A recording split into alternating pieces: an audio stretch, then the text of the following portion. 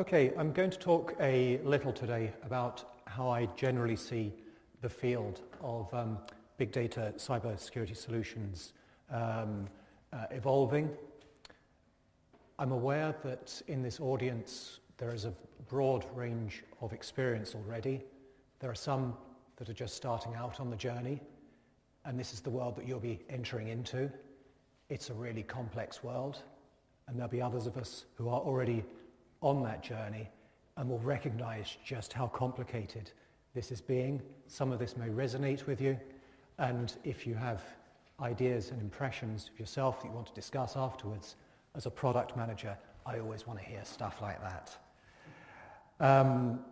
So I will start off really, not remembering how to use PowerPoint because I haven't used it for a while, just by introducing Zonefox. I'm not going to give you the hard sell. If you do want to buy it, that's great. I'll talk to you about it. But we are in the business of user behavior analytics. The thing that's probably most resonant amongst you is that its heritage goes back to Napier. And we are based in Edinburgh. We recently raised a lot of money, which is great, and I'm especially grateful for that because I'm a product of that expansion. We're essentially in the business of looking at user behavior at the endpoint, and for that we'll collect a huge amount of data for that.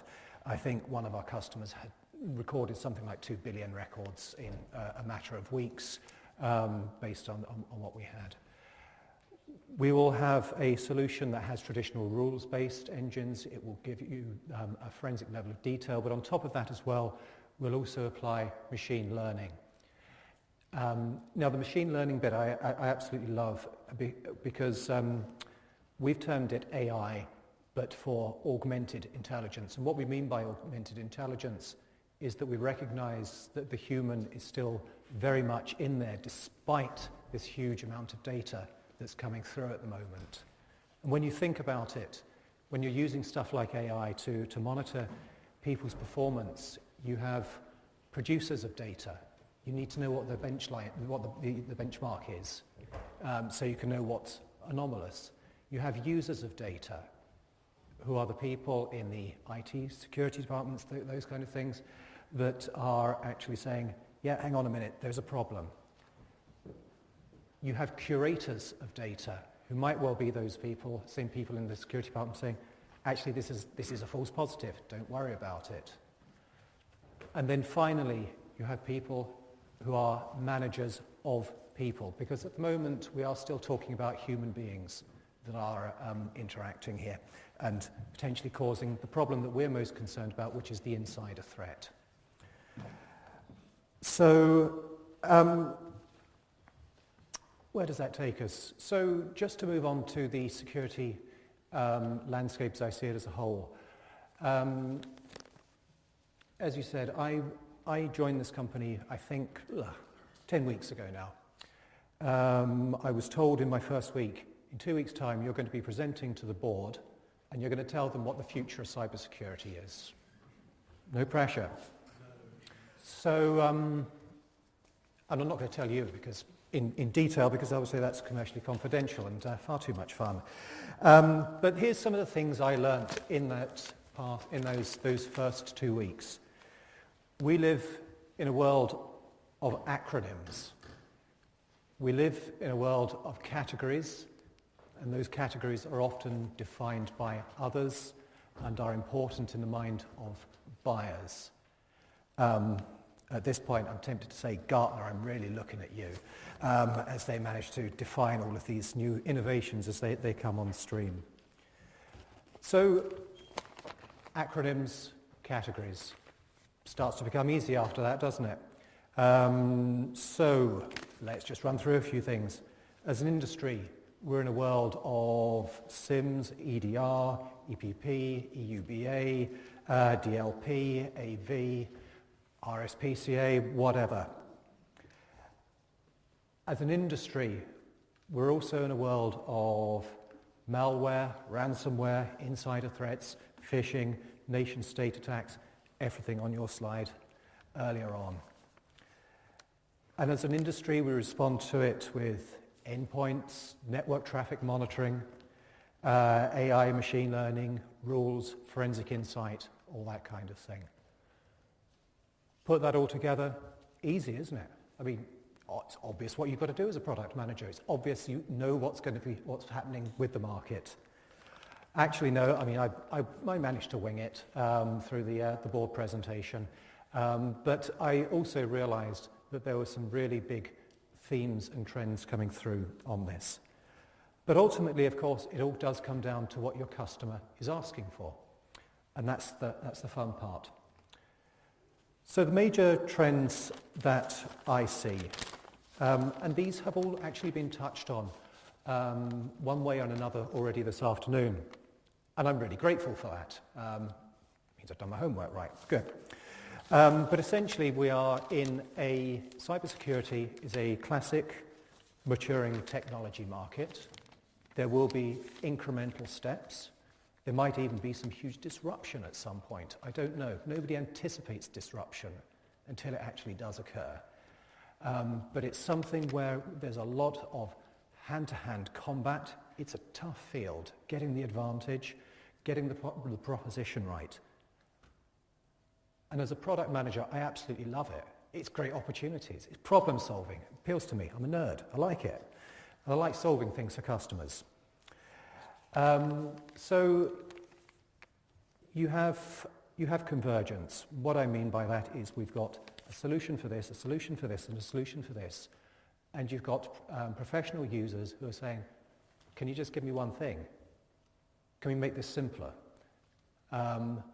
You've also obviously got convergence because you have converging pools of data from various sources as well that are coming through. The need to analyze lots of data points as well. So that's one big theme that I'm seeing come through in that.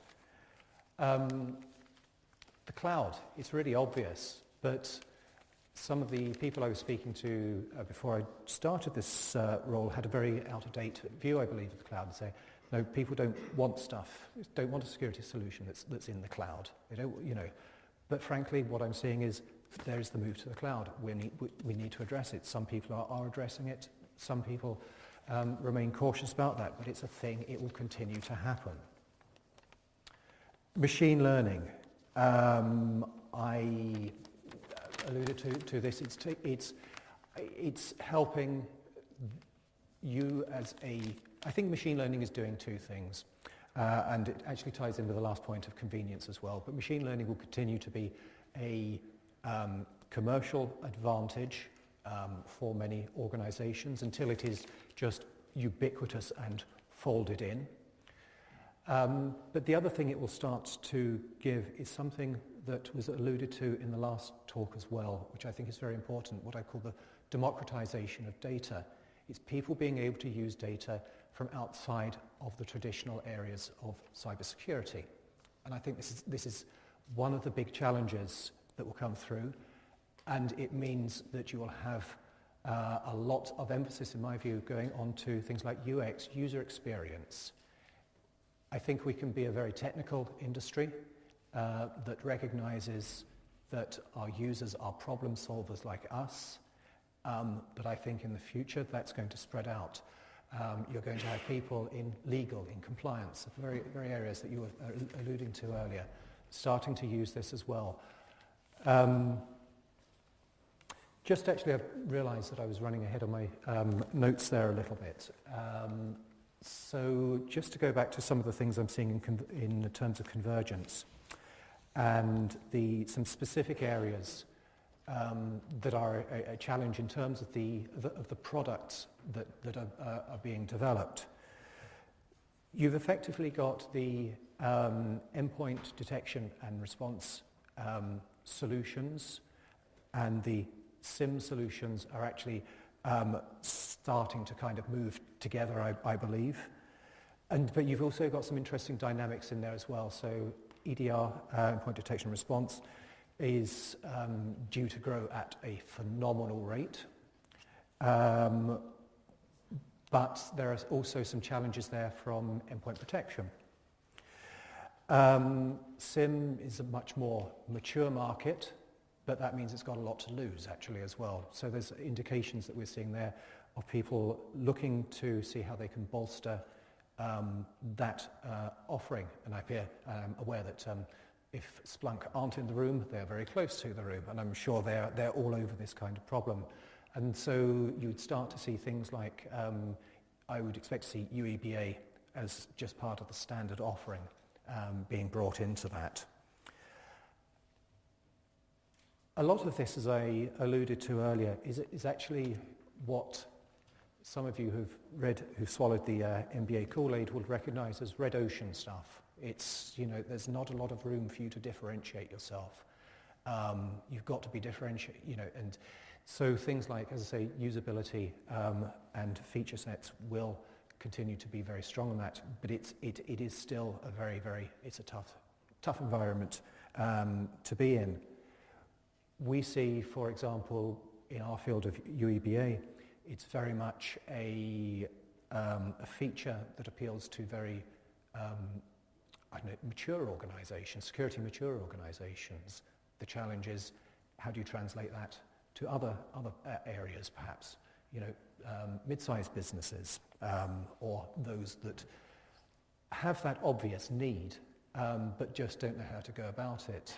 The last company I worked for was a startup, had a lot of freelance engineers in, and actually having an endpoint solution that identified the insider threat would be quite useful. I actually trusted everybody there, but I appreciate in some organizations that actually might be quite useful. And we were a startup of, around about 15 or so. So there's potentially market moves there. And I think there's also kind of commoditization going on in the market as well. There's going to continue to be pressures on price and that kind of thing.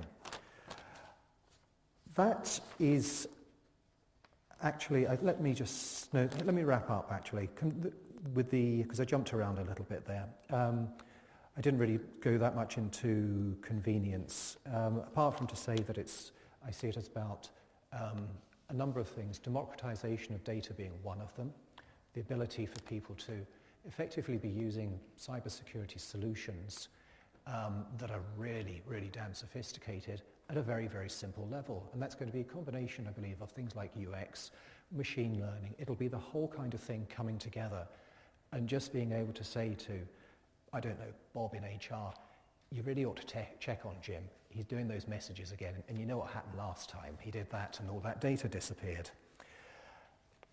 And I also believe it's going to be around actionable insights. I think the kind of messages I am picking up is that to just be an information solution alone is increasingly not enough. People are wanting other stuff to happen as well, whether that's being an actual protection point, whether you're actually stepping into a process. My thoughts around that is if you are actually interfering in processes and what people are doing, and especially if you're using machine learning in this, you've got to learn to trust the machine learning, even if the machine learning can't quite explain why it is coming to these conclusions. And that's a leap. Hence we go back to why you still need curators of data as part of that process as we move into that field. That's actually me. I appreciate that was a very short and sweet 15 minutes. It will give you either more time to talk to us as a panel, or you get to coffee 5 minutes earlier or something like that. So you're a winner each way. So thank you all very much indeed.